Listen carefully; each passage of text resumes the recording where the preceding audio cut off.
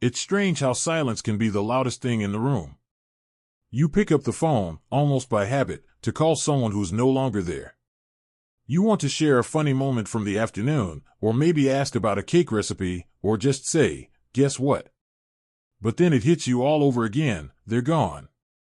The world keeps moving, cars still drive by, the news still rolls on, birthdays still show up on calendars. But part of you just feels frozen. You're not alone in that feeling.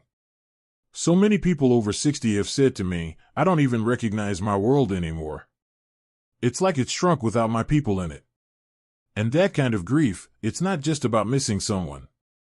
It's about feeling like a chapter of your life closed when you weren't ready for it to end. But I want to gently remind you of something that helped me and others I've spoken to. Those people we've lost? They mattered. Their love, their laughter, their presence, it mattered. And the proof of that is in the ache we feel. But instead of letting that ache hollow us out, what if we let it remind us to live even more deeply? Not in spite of them being gone, but in honor of them having been here. One small way to do that is to bring a little of them back into your day. Maybe it's wearing a scarf they gave you.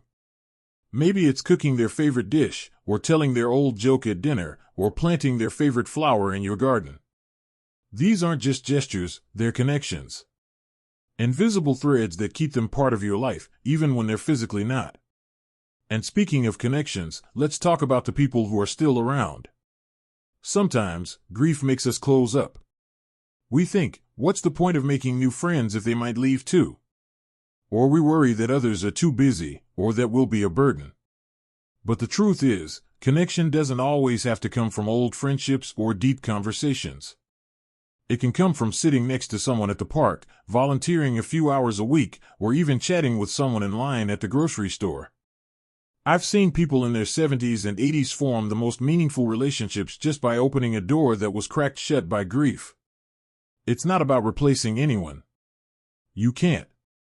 But you can still add new colors to the painting of your life, even when some of the brightest hues have faded. There's also no shame in admitting that sometimes the weight of loss becomes too much to carry alone. Speaking to a grief counselor, joining a support group, or even talking to your doctor can make a world of difference.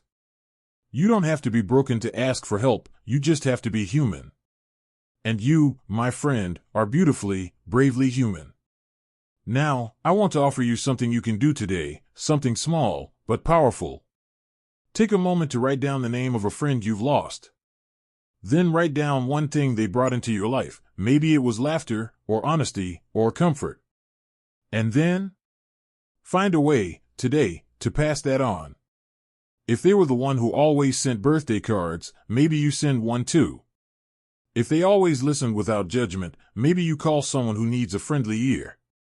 Because this is how we keep them close.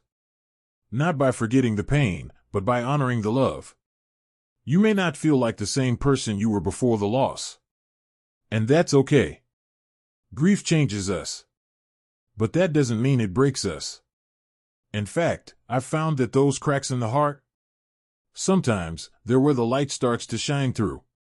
Let's hold on to the stories. Let's remember the laughter, even if it comes with tears. Let's keep speaking their names. And let's promise ourselves to keep living with meaning, even when it hurts, especially when it hurts. Because there's still beauty to be found. There's still joy to uncover. There are still people out there who need your kindness, your wisdom, your stories. You are still here. And that matters more than you know.